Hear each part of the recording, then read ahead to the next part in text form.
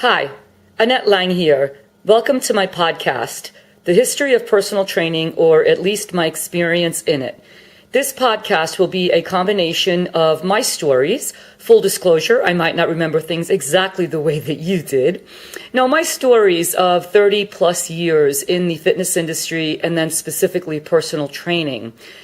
I was at the beginning of a lot of events, the firsts, so to speak, and so I hope you enjoy those stories.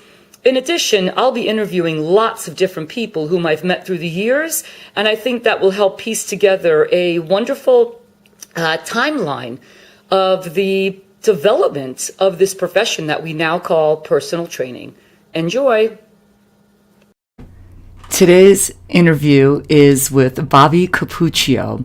I met Bobby in I think the mid 90s when we at Reebok University were working with NASM, the National Academy of Sports Medicine. I think I'm remembering this correctly, and Bobby was on that team and spoke at one of the conferences, and boy, was he powerful. He's been involved in so many different aspects of helping the personal training and fitness industry. Bobby Cappuccio, enjoy. So, Bobby Cappuccio, it's really great to have you on my podcast. I remember, I think the first time I met you officially was at an NASM conference, National Academy of Sports Medicine, and you were doing one of the, I don't know if it was, what do you call those things? Presentations? No, like where it's like a, the headliner thing. But anyway, keynotes. Yeah, I would just like to have you talk about your history, like how you got into fitness, why you got into fitness, what you did, and just your experiences, and that's it. And I'll butt in whenever I want. Well, first of all, thank you for having me on your podcast. We've been friends for a long, long time, and I've been an admirer of yours. A couple of things that you have said from the stage in multiple events. One event in particular that comes into my mind, the 2008 Meeting of the Minds, speaking of which, was probably one of the most profound and yet succinct statements I've ever heard, and truthful, authentic statements I've ever heard from a fitness professional. And there were a few things, and one of which is, fitness is not my passion, life is my passion, fitness is my tool. And I think that is such a client-centered, not trainer industry-centered approach, and it allows you to look through a filter that's not completely your own. So that's a long-winded way of saying I'm really honored to be here. Thank you for having me. Wow, that's awesome. And what was the second part? What was that question again? I want to know, how did you get into fitness, personal training? How did you get into it? What? Quite because you're young sloppily still. And clumsily I got into it. I got into fitness when I was 15 years old. Wow. And I was looking for something to do where I could be as inconspicuous as possible. I think sometimes at 15 you step into the archetype of the warrior, where you're not only aware of the things your body can do, but you want to take that body out into the world and compare it to what other people can do. And you want to get noticed a little bit as a result of that when you're going through those developmental stages. For me, it was the opposite for a lot of reasons. I wanted to be as unnoticeable as possible. Wow. So inconspicuous was what I was going for. And I said, you know what, I'm just going to join a gym. And I went into the Y on Coney Island Avenue in Brooklyn, walked in, and it looked like a bunch of furniture with weight stacks attached to it. I nearly had a heart attack until I stalked someone in the gym for long enough reason, until they finally agreed, after I was allowed back within, I think 100 yards of them, to take me under their wing and train me. That didn't go very well. For me, it was day 2. This guy had been training for 15 years, and he was pharmaceutically enhanced. So I got so sore I didn't come back for 6 months, but I was committed. So I came right back in because for me, there was no other choice. Because, it was either go out there in the street, and that wasn't going very well for me, or stay in the gym. Okay, so you worked at that gym? Eventually, yes. Eventually, Okay. I hung around long enough. They're like, look, you either get the hell out of here or we're going to, put you to work. I said, okay. Okay, so can you tell me what year you're talking about now? Oh, my God. This has got to be back in probably the 1980s. Okay. probably 1989. I don't even think I was working legally. I was too young to legally work, but nobody asked a lot of questions, and I didn't Right. have much to say. And you made So we money all then? just got on with it. Not a lot of money, but very little money. But I was just happy to be in the gym, Annette. Right. I was just happy because a little bit of context, which is I think what you might be looking for, is I was born physically deformed. My face was malformed, my legs were malformed, a lot of things biochemically wasn't working with me. So to get to quote unquote a normal life has been a very, very long road. And the first step I took was accidental. It wasn't intentional. I just wanted to do something where I could focus on myself, like I said, and not really have to interact with other people. But what I started to notice was, I don't know whether it was the time that I invested or genetic predisposition, results started coming quickly. It's probably the only thing I had in my life at that time. So people started to ask questions. And when they asked questions, I started researching the answers or trying to find out, the next best thing to a really valid answer. And it took my attention off of me. So I started to realize that the only way up was out. Wow. To direct my focus not inward, but outward. It's not about working on myself. It was about focusing on anything other than myself, who's in front of me. Because when somebody's in front of you and you're in a state of true connection and you're totally looking on contributing outward, you don't have the focus to examine and scrutinize yourself inwardly, which is what I think is the root cause of most unhappiness. So I started to get some self-worth, not just for what I could do with my body, but what I could do within what became later my circle of influence. So that was my first accidental step into the fitness industry. Wow. Okay. And okay, so then go on. What did you do from there? Well, from there I gave a series of very bad advice. Didn't really know what I was talking about. So you're still talking about in Coney Island, or? Yeah, I'm on Coney Island Avenue, giving the worst advice anyone has ever received, because I got the worst advice from bodybuilders who, did everything through trial and error. Every once in a while, you'd injure yourself, but you were young enough to bounce back. So and what a great place, Coney Island, in the late '80s, early '90s. I mean, right? It was an interesting place, Coney Island.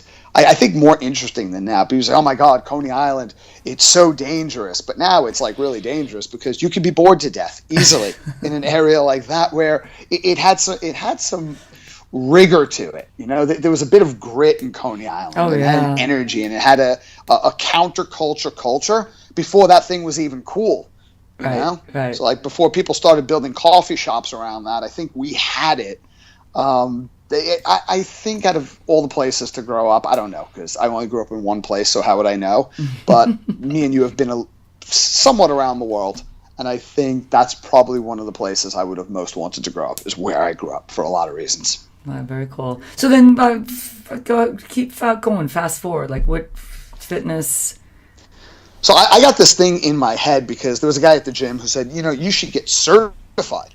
I was like, certified? What the heck is that? What's that? Like, I don't want to be a welder, And he was like, well, if you go, you can get certified, and you can do this seriously. So I went to classes, and the classes were great because I walked in there thinking I really understand something. Where did you go to classes? I went to classes at a Bally's, not too far from the Y, and it was for the American Council on Exercise. And it was a basic introduction, like, ACE preparation for dummies. And it's like, I just want to see where you guys are at, and I'm just going to give you a test. And do the best you can. And I didn't understand one word that was written in the language that was on that paper. And this was, like, rudimentary. I was like, I know absolutely nothing. I find that hard to believe, Bobby. I knew absolutely nothing. I mean, the first thing was like abduction. I was like, abduction. I knew one person who was abducted and like they were never seen again. I was like, I don't understand what this has to do with exercise. Sounds like it's not really a good idea. Doesn't sound like a good day, does it? And so that was a dose of humility. I said, I'm going to study for this thing. So I read the whole textbook, recorded it, and I would walk around my neighborhood listening to the sound of my own voice, which was quite maddening. until I was almost able to hear the chapters in my head without listening to them. Took the test, passed, and thank heavens, and said, okay, now I need a job. And that's when the shit really hit the fan. Because, I went out and, got my ass handed to me. I remember just my manager asking me questions, and my responses were unsatisfactory. And I would ask her questions because I thought, wow, here's someone in the industry. I could really learn from her. So I'd ask her a question. Her response is, if you're certified and you don't know the answer to that question, maybe you shouldn't be working here. So I'm not asking any more questions. Which club are you talking about now? Oh, I don't want to say. Oh, okay, that's fine. Flattering, but they're not in existence anymore. Okay. They were bought over by a Gold's Gym, and I'm not going to say where it was. Okay, so this was it's changed over a few times. Sure. It was in the city. So that was your first job as a quote unquote personal trainer. Yes, quote unquote personal trainer. Although my boss wouldn't have called me that. Okay. So I started there. Okay, so then what progressed you to the next level? Was it next educator, or like you just kept going as a personal trainer? Or? No, what progressed me to the next stage in my career is I got fired. She fired me eventually after a few years. She was like, "You're horrible. Get out of here." And I was like, I pretty much agreed. Yeah. Bobby Cappuccio, how were you horrible? Seriously, I don't know. I mean, knowing you, I don't understand how that's possible. I was like an octopus on rollerblades. A lot of motion, but no direction. I had absolutely no idea how I was directing any of my thoughts, and I was just so green. I didn't really know what I was doing. Okay. And I was kind of terrified. But I think getting let go, it was probably one of the best things that ever happened to me, because then I walked into Gold's Gym in Brooklyn, and I got hired. And, you got to going through school, I had adapted the belief that I was not very smart. And the reason why I adapted the belief that I was not very smart is because a lot of my teachers told me, you're not very smart. And I went home and, I told my mother, and she pretty much backed up whatever they were saying. She's like, yeah, well, you should listen to them. You're not that clever. And I was in remedial classes, and I was on medication for my brain damage. So I was like, I'm not really clever. But you know what I can do is I can work harder than anyone else. So I went into Gold's Gym, and all I did was go around and do anything I could do, whether that was cleaning machines. I got in trouble because I sprayed WD-40 in a couple of people's faces, was told not to do that. But the owner of the gym one day was upstairs watching me literally run amok and do anything and everything. He's like, who is that guy? He's a little bit crazy looking, but get him up here. He's working really hard, and he seems to be in really good shape. And he kind of respected us. Like, tell me about your workout. We got talking. We established a friendship. And he was my greatest advocate. He was my greatest critic. And that led to a whole string of events and, I guess, premeditated firings that progressed my career. And what I mean by premeditated firings is he would ask me about, how do you want to move up in this company? What's your next step? And I was like, well, for the first time in my life, I'm comfortable doing what I'm doing. I'm a trainer. I never thought I could be good at anything, and I felt like I was somewhat of a good trainer. Right. Not because I had technical knowledge. That came a short while after, but because I had the right intention, and intention directs your attention. Where attention goes, energy flows, results shows. I was known as someone who was very committed to my clients, and I was, because I understood growing up deformed, and I was no longer deformed at this point. I had 2 major reconstructive surgeries, 2 more to go. But I might have looked different, but I still remember what it was like to walk into a room and feel, I don't belong. Right. I'm not good enough. I'm repulsive. I don't belong here.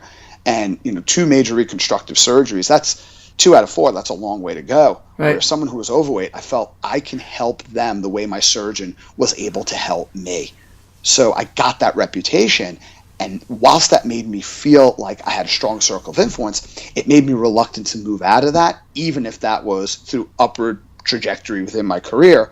So him being the cheeky kind of guy he was, every time I gave him resistance, he'd call me into the office and go, well, you know what, we're going to fire you. You can no longer train here. However, if you come in tomorrow, we are auditioning for a management position. I think you'd be perfect for it. And I'm like, bastard. But, being 18 years old, you're living on your own, you've got expenses. You were 18 at this point. I was 18 when I moved out on my own. My girlfriend had encouraged Amanda. Wow, had encouraged me to move out of my house, and I did, because it was a really good idea to get out of there at that time. And so I kept getting fired, getting into a position, and being horrible at it. So when I got promoted to management, like half the team left. Like, this guy's horrible. Got promoted to the sales department. I couldn't close a sale to save my life, but I was committed, not because I was ambitious, but because I was so attached to how my mentor felt about me, and I didn't want to let him down. I don't know if that's the right or wrong reason. So I was like, you know what? I'm gonna learn everything I can, and I'm gonna excel in this position. And then I would, but every time I would excel, he'd fire me again. So through this guy, Mitchell Pacifico, who's probably one of the most positive influences in my life, he gave me diversification. How many times did he fire you and hire you again? I think about 3 different times. Yeah. Seriously, he just kept firing Holy and hiring, crap. firing and hiring me. Uh-huh. And he was an intimidating guy. So he was like a positive father figure I never had. Like, I had a couple of father figures, but this is one who's actually not out to kill you, right, and really deeply cares about you. So when he comes down on you, it's not like, oh, I don't know if I'm going to make it to the next morning. It's like, okay, I'm about to break with this, and that break with is going to prepare me for a breakthrough.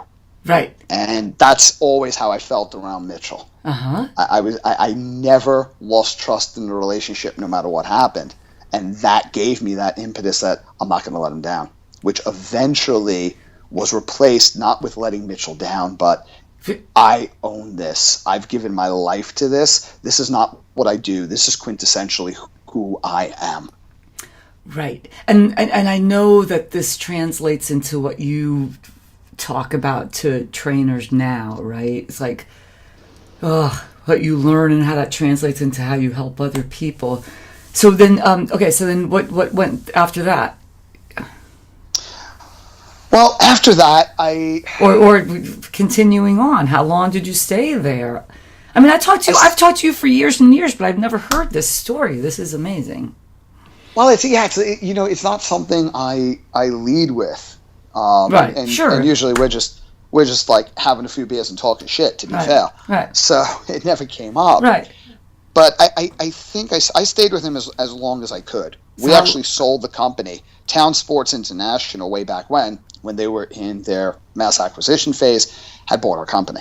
Okay. And during that time, one of the things that had happened to me is he was sending me to a lot of seminars. He believed in the power of development. Uh-huh. And looking back, that's what allowed us, a group of people who really didn't know so much what we were doing because we couldn't pull from experience, to actually accomplish a hell of a lot. And you're still in your low 20s at this point. Right? I'm still in my low 20s. Yeah, very low 20s. Right. You're in such an influential part. Well, for me, again, I think it was escapism. Yeah. For me, I was not motivated by where I wanted to go in my career. I was motivated by where I absolutely never wanted to be in my life again. Right, and every time I took a breath, every time, I became a very annoying person. I became very high-strung. I would get up early in the morning, like 4 a.m, and just start reading books before a 5 or 6 o'clock client. And I'd get home from work sometimes at 10 o'clock. I'd stay up till 1, 2 o'clock in the morning just reading. Yeah, you got a little ADD or something going on, yeah. Well, for me, it was like every time I stopped developing myself, I was alone with myself.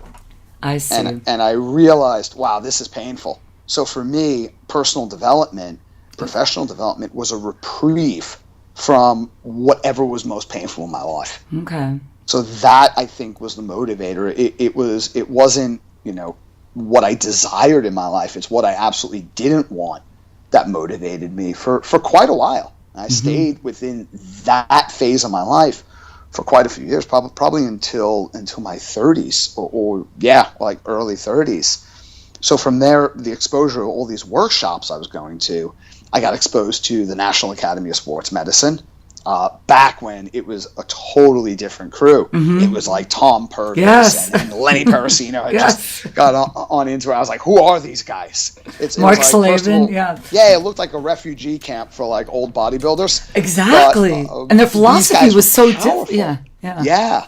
But it wasn't the philosophy. For me, it was the certainty. It was the system. Right. It was here's the mental model you channel all of your learning through. Because think about all the things you learn, and now think about how much more powerful anything is when you're directing it towards a specified outcome. So I became so enamored with NASM, I said, that's what I want to do. Okay, so wait, what year are you talking about? Because I'm thinking of the old NASM is 2004. Oh no, this is like 1995. Okay. This is way before that. Yeah, I mean, well, not way before. Sorry. Like 5 years before I'm 2000. thinking 1995, 1996. Okay, you were involved with NASM then? As a student. Okay. And then by 1997, because I had come to them and I was like, I just want to teach courses. And everybody said that. Everyone's like, yeah, I want to teach for you guys. And it was a very close-knit group. So like, well, you know what? Just drive out here and, just proctor a test or hand out papers or just sit around until we need you. We're not going to pay you. And they would think I would never show up. And I would get in my car and I would drive hours and I would just sleep in my car. I had no money for a hotel. So if they wouldn't squeeze me in, like with a cot, so like room with 2 other guys, I'd be out in the car, like with the heater on, and I would just kept showing up. I'm like, oh, we can't get rid of this guy. I remember one day, this guy, Mark Yancey, he was an instructor in Lenny Parasino, they scheduled their flights all wrong. So their flight had to leave, but they still had a portion of the course, and that was my golden opportunity. They're like, you got to help us out. Can you take over for the group? And I was like, absolutely. Like, maybe we can change our flight. Don't do that. I was like, I've got this. And I was terrified. I was like, don't you screw this up. And it went well. Nobody died. It did. Wow. And that was the very start of my career with NASM. Being eventually, one of their directors. Oh, and huge in program development and program content. Yeah, right? and I got to work with Neil Spruce, who had a tremendous impact on me. First time I ever heard Neil Spruce speak, more than any of those guys, I realized a couple of things. One, I realized that the medium of communication you have with a live audience as an orator is one of the most powerful mediums of communication because of so many behavioral dynamics that exist in the room. I didn't know what they were then, but I know what they are clearly now and why that works. And you'll never see any movement perpetuated without that powerful ability. And the second thing was I could stay within my realm, my domain, and I can move step by step towards that. And I said, that's what I want. And the first time I got up in front of an audience, it was like one of those things where I knew it was coming. My boss was going to call me up in front of the room to present, and I was so terrified. I felt like I wanted to throw up. And finally, he's like, all right, come on up. And I stood right up, but my brain sat right back down. And it was horrible. I stood there in total silence for about a minute. I could look around the room and see everyone was uncomfortable for me. And then there was just something in my head where so it can't get any worse than this. Your worst nightmare is only going to come true if you don't say something. Just speak. And I just let out whatever was in my head. And I had said this so many times, maybe one-on-one, but I said it in front of an audience. And I said it with such intensity, not because of passion. I was so afraid that if I didn't speak with intensity, the words just would not come out of my mouth. And it was a standing ovation in front of the room. I said, you know what? That's what I'm going to do. Right. I can be horrible at everything. But if I get good at this one thing, I could do more than make a living. I can make a difference. And that's what really kicked it off. And then I met a few key people that have come into my life. I meet with Neil every few weeks still, and we talk about, wow, did we see ourselves here, me where I am, and Neil's done very, very well for himself. And he's like, no, I put my head down. You just put your head down and you do the work. Right. You're doing it for the cause. You're not doing it because of where you'll wind up. You do it because the payoff is in the process. I can't do anything else. Then you pick your head up 20 years later. It's like, holy shit, what has happened? Right. Yeah. So you did work with NASM, and then I know you were instrumental with PT on the Net. Yes, Richard Boyd. He just dropped me off. He gave me a lift back to my hotel. Nice. And I met Richard back in 2000 through NASM.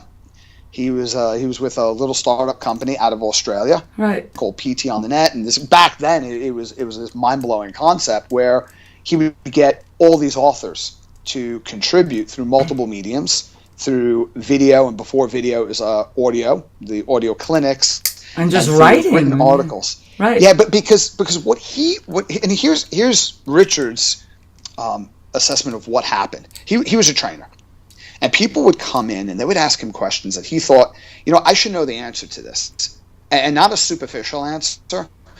I should know in depth what the answer to this question is. And there were all these different questions. A lot of them he didn't even anticipate people wanted to know this or that these situations exist. And he said, I wish I had almost like a hologram next to me. And this hologram was almost like a training android that knew all of the answers, had artificial intelligence, and a great personality that could interact with me. And almost standing next to me, I could filter all these questions, and they will give me an evidence-based yet practically applied solution. And that was the birth of PT on the Net. He said, let's go out and get all of the world's greatest minds, people that don't even know these people exist yet. And I'm going to find out who these people are. And I'm going to get them to contribute in multiple mediums, and this is going to be like an archive. So it was almost like an auditory, written, visual, I can't even say TED.com because it was so much more in depth. It wasn't like 20 minutes.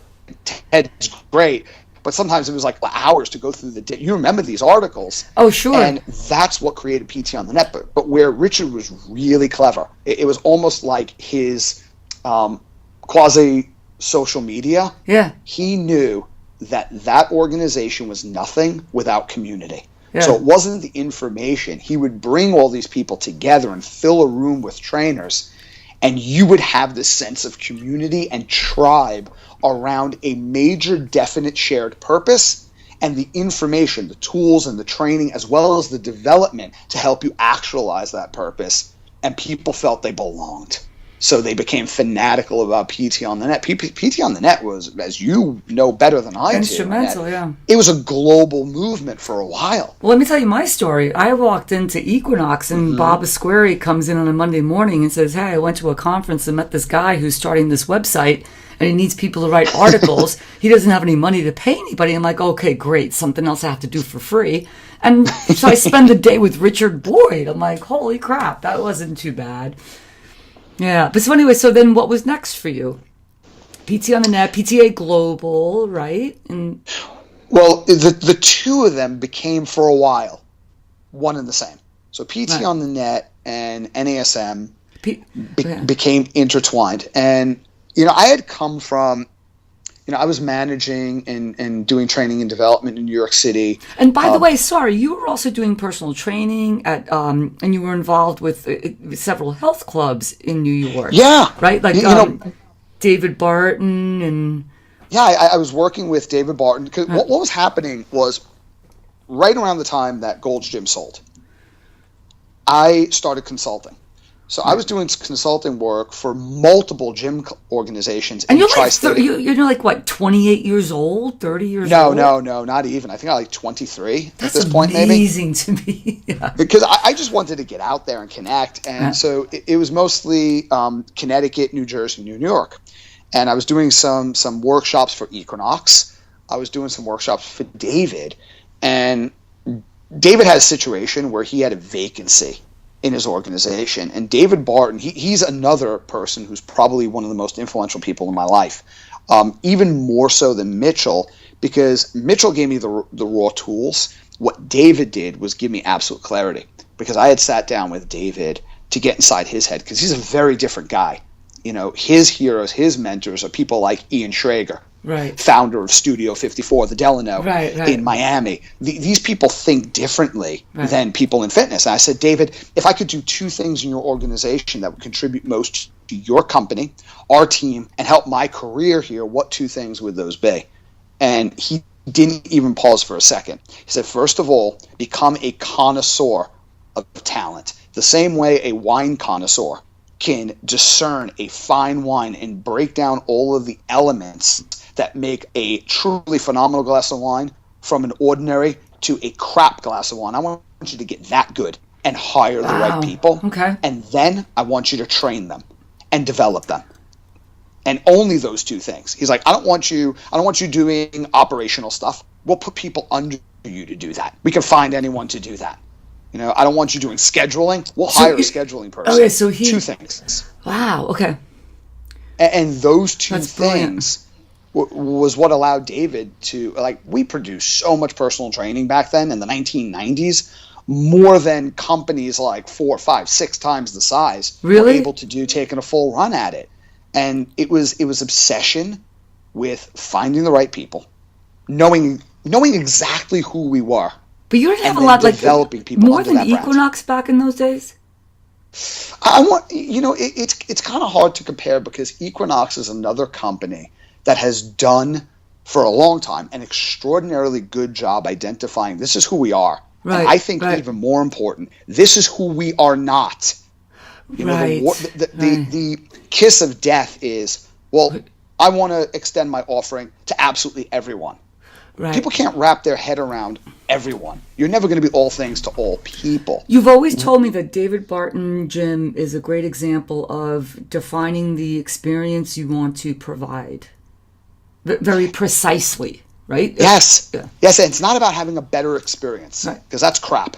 Pine and Gilmore in the experience economy defined experiences as different from services in that they're staged and they're memorable. Right. So it's not about better, it's about distinction. Right.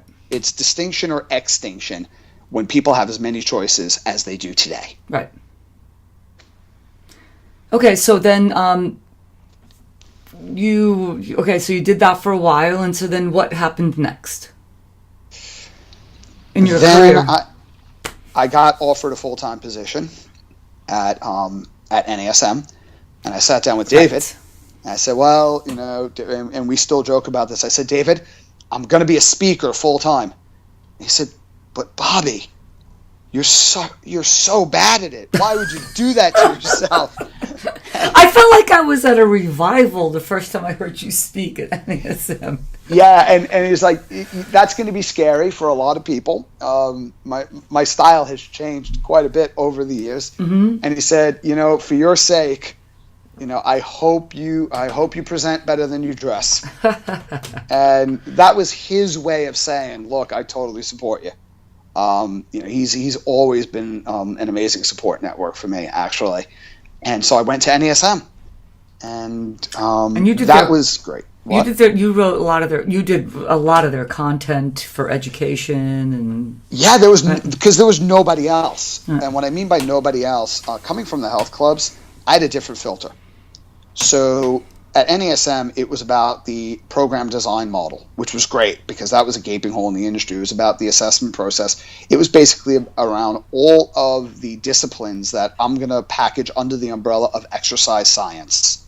For me, it was like, okay, how do you take that exercise science and package it in an experience that allows people to identify what intrinsically motivates them and resolve the constraints either in their inner world or outer world that stops them from having what they truly want. I think you were the first person who I ever heard in the personal training industry talk about motivational interviewing. I mean, I know it from the health education background, but in personal training, you were the first person I ever heard say that. It's really important because I was in a class today. I was in a training. I wasn't giving it. I was attending it. And we're talking about this model of skill set and transformation and performance. And there's 3 aspects to this model. And the first one is tools, right? In the fitness industry, we're very good at understanding the tools. You got to have the tools, although sometimes it becomes about a tool, not a collection of tools. And if you don't have the tools, you can't do anything. It's almost like if you are a taxi driver and you don't have a car.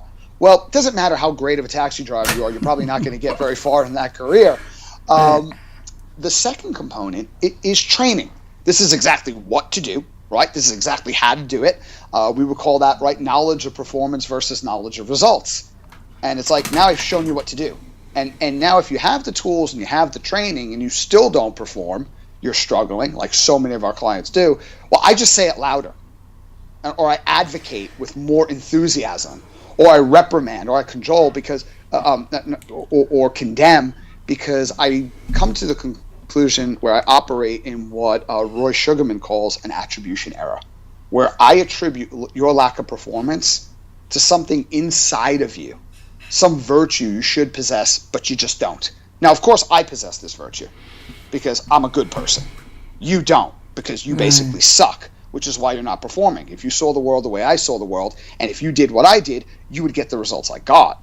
Where when I find myself in the same or similar situations of incongruence between what I say and what actually shows up in my life, well, I attribute that not to virtues I lack or attributes that I need, but to external circumstances so far beyond my control, I'm not at fault.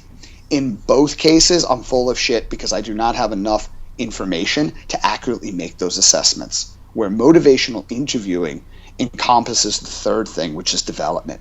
It's not just about what you're doing, it's about who you're being in the moment that's responsible for the outcome. So I can't get you to any realization, or I can't get you to overcome your own intrinsic constraints by what I put into you, but rather what I empathetically draw out of you. Right. And that's where allowing people to come to their own conclusions and truly coach, my definition of coaching, is give people the resources to be at their most resourceful in becoming the solution that they are looking for. I'm not your solution. You're your solution. Right. I will guide you on that journey. What else does Roy say?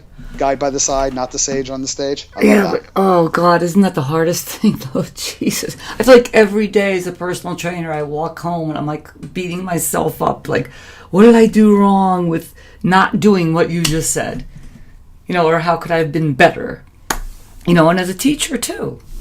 Well, I don't think that's all bad, Annette. No. Because I think that comes from a place of compassion and empathy. Yeah. You care about your clients. So if you're not going home and you're not thinking about what could I have done better, how could I have served more effectively, more authentically, you probably have a very proximal ceiling from where you are to where you're capable of going. But the difference is when you don't really understand what you're responsible for.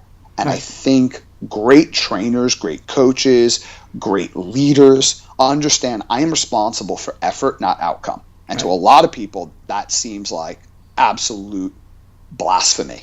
Of course I'm responsible for the outcome. No. Processes produce outcomes. Right. So if I say I'm responsible for my client's results, or anybody's results, it could be my partner's results or someone who has a kid, I'm responsible for that person's results. Well, then you're stealing from them, because one, you're stealing self-accountability. And without self-accountability, well, you're probably not going to maintain changes for too long. You're stealing a win, because if the outcome was yours, it wasn't theirs. So they don't feel an increase in self-efficacy every time they progress. And what I mean by self-efficacy is the inward belief in your ability to initiate and sustain a series of actions, behaviors in congruence with what you truly want. And you also get people to push back, because we're all storytellers, right? Things happen, which is what actually happened, and then the story we have around that. And usually the story is just a reflection of our biases. It has nothing to do with the truth. Doesn't mean that our stories are not always true, but it's, I did this because I'm a pig. I have no discipline. I'm a bad person, and all just a story. So we get people to push back when we impose our story on their story, because we're not giving them the autonomy that they feel they want to tell their own story. And autonomy is one of the critical elements involved in intrinsic motivation when you look at self-determination theory. So you need to respect people's autonomy. So when I'm responsible for the effort I put in, how good of a coach was I? Was I present today? Did I immersively listen? Did I fully show up? Did I give you technical information when you took your personal knowledge to the end of yourself? If I didn't do all those things, or if I didn't do them to the highest limits of my ability, I failed. But if I did all those things, I facilitate a result. I'm not responsible. The person is responsible for their results. Because when you hold somebody accountable, you say you are responsible for your own results, when those results do come, they increase self-efficacy. That not only do they grow in their capacity they grow in their perception of who they are as an individual. Right. And when the results don't come, they actually learn. And the learning process doesn't occur if it's, well, I just did what you told me to, coach, boss, dad. Right. You know? Right. So, Bobby, tell me what you're doing right now, and then I have 2 final questions for you. What are you doing right now? Right now I'm sitting in my hotel room. No, I know, but you're with 24-hour fitness, right? Ah, yes, okay. Oh, not right this second. Yeah. Like now in general with your job. Well, right now I'm, last year, me and Pete Cohn put out a book, Shut the Duck Up. Oh, right. Uh-huh. Yeah, and so I'm writing another book with Craig Harper now. Excellent. And Craig Harper from Australia, right? From Melbourne. Oh, the legendary Craig Harper, and he is kind of a legend. Don't tell him I said that though. And we're writing a book that right now does not have a title, but it probably will. And I'm excited about that. I just got back out onto the circuit after laying off for 7 months. So I'm back out on the speaking circuit globally, and I'm the director of coaching for 24-Hour Fitness. And that's a huge change for the club, 24-Hour Fitness, right? It's a big change for that business, right? What we are doing at 24-Hour Fitness is such a significant departure from the company's history, which has a lot of really great aspects. And it was founded by Mark Mastroff, who is a very accomplished, very intelligent entrepreneur in the fitness industry. Yet where the world is, that this was over 30 years ago, we're literally refounding the company. And that's the only way to put it. It's being refounded because we're changing it so dramatically from a cultural, philosophical, and eventually, operational perspective. That's awesome. We're operating on the principle, you can have what you truly want. It's our originating intention. And, originating intention is not the same as a mission statement. A mission statement, usually a mission statement is when some CEO reads a book, goes nuts, comes back and laminates a whole bunch of stuff that you have to memorize. It's more like the answer to the question, why do we exist as a company? Vision statements are just, who and what do we ultimately want to become? Originating intention is much deeper than that. It's what an individual and the body of the organization, the collection of all these individuals as a tribe, holds so sacred. We want it to show up for everyone. We want everyone to have that experience of the world. Throughout the whole... Yeah, it doesn't matter if you're a member of 24-Hour Fitness. If you're a member of Virgin Active, we want you to have this experience of the world because it's sacred to us that you can have what you truly want through the delivery mechanisms of mindset, movement, nourishment, and regeneration. That is who we are. That's terrific. So I'm going to leave you with 2 questions. What does the personal trainer need to know about the history of our profession? And what does the average person on the street need to know about the history of the personal training profession? Wow, that's a hard question. Well, I didn't tell you in advance, so here you go. No, you didn't. And I don't want to disrespect the question or be flippant. You can, and we can do it, and you can tell me more later if you want. Well, basically, my take on that is for both parties. Yesterday's history, tomorrow's a mystery. What are you going to do with the 86,400 seconds you have today?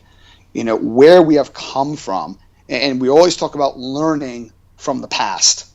There's a book out there called Theory U, and it's written by Otto Sharma. And he, in the early chapters of the book, he talks about learning from the past. And he says the problem with learning from the past is that the present, the rules of the game, the society that we live in today has changed so dramatically. Like if you think about the Renaissance era, rapid, dramatic shifts, not only in the world we live in, but the level of consciousness. And then you think about the turn of the 19th, 20th century. I mean, people grew up in horse and carriage, and then they were driving around in cars, and they were on the telephone. Phenomenal change indeed. This change, makes those two periods of change look very stagnant by comparison. Sure. Something is dying in our society, and you can feel it. Something else wants to be born. It's struggling to take its first breath whilst the old order is taking its last breath. And that means that what has gotten you to where you are now in the past is no longer relevant and not sufficient to get you any further. So you can't really learn from the past, because the past, it existed in two different worlds. What he suggests is learning from the future. And people give me this kind of weird look, the look you're giving me right now. How do you learn from the future? And it's not I'm trying to think if you're going to answer my question, actually. I am getting to it. And when you learn from the future, what you're basically doing is noticing what's emerging. And my advice is, let go of the past. The only past you need to be concerned with is your client's past, because past behaviors are very good predictors of future behaviors. When it comes to the past in the industry, where we were in the past is no longer sufficient to serve where the member or where your client is in the present. And that's what you want to do. Like Scott Hobson says, you want to meet the individual where they need to be met. And if you're time traveling, going into the past or the future, or what are they going to say? Are they going to listen? Are they going to buy a package? You're not in the present. And that's where immersive listening takes place. And immersive listening is what gives you the ability to create context. Right. Because content without context is without relevance, and what is without relevance is without value. So be present today and learn from the future. Look at what's emerging. And for a lot of people go, well, how can I learn from the future? Well, it's not this airy-fairy thing where I'm telling you to fortune tell or to engage in precognition. Learning from the future is what every trainer does. You have somebody who comes to you, they're drinking 6 cups of coffee a day, they're eating sugary processed foods, they're getting 3 hours of sleep a night, they're a parent full-time, they are an executive full-time, they're in their community full-time, they have multiple symptoms of metabolic syndrome. You can already see a future emerging for them, can't you? There's a future that's coming right at them. It's not left up to chance. These are things that most likely will happen. But by making a series of subtle yet very, very significant changes, a new future starts to emerge that would not have existed otherwise. That's exactly what trainers do. Right. So you do that globally. What are the patterns within your community, around the world? What's happening? Learn from the future and how you become a really good problem solver. Because I think one of the things that holds trainers back is when they go through sales training. And that's been a subject in my life recently that I've been immersed in. Sales training destroys people, because trainers who are great salespeople don't really have a lot of clients. If you ask, and I know you've asked because we've met the top trainers in the world, if I could solve one problem for you right now, if you can get one skill and master it, what one skill would be most important to you? The people who are at the top of their profession don't go, well, overcoming objections. Right. The people at the bottom who have no clients, they're terrified of that stuff. Right. Because nobody wants to be sold. They want to be bought. They want to be bought into. So learning from the future allows you to solve, not sell. If you connect with people, you create a phenomenal experience, and you solve the most pervasive problems that stop them from having what they truly want, and get them to articulate how that works so the belief is there, and you initiate and coach what we call change talk, the sale's going to take care of itself. Exactly. You don't have to worry about all that crap. Right. That is just noise. Right. Get rid of it. Right. So, one last question. The average person on the street, what do they need to know about the personal training profession? What they need to know about the personal training profession is, I think a lot of people would say the same thing. When you hire somebody, you want to know where they come from. What formal training have they received? And more than just what they know, like what certifications you have. What have you done? Show me. It's the most powerful words in a coaching relationship, whether it's from coach to client or client to coach. Show me. What have you done? And if you can identify their track record, you kind of rest assured that you're dealing with someone with competency, but then it comes down to rapport. And when I talk about...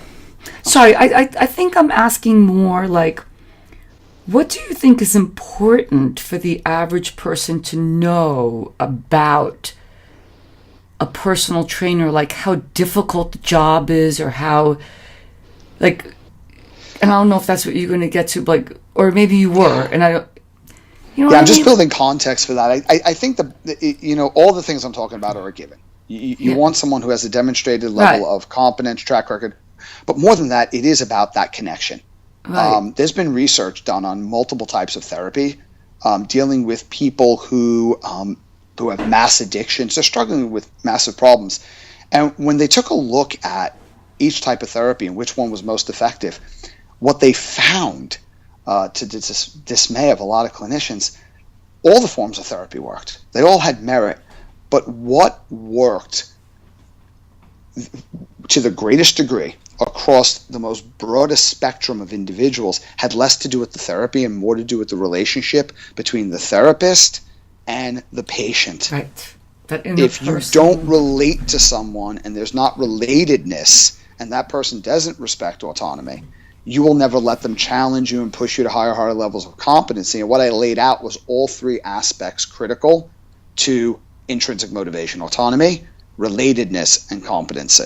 Right. And that's what engages people in long-term behavior change and therefore long-term success.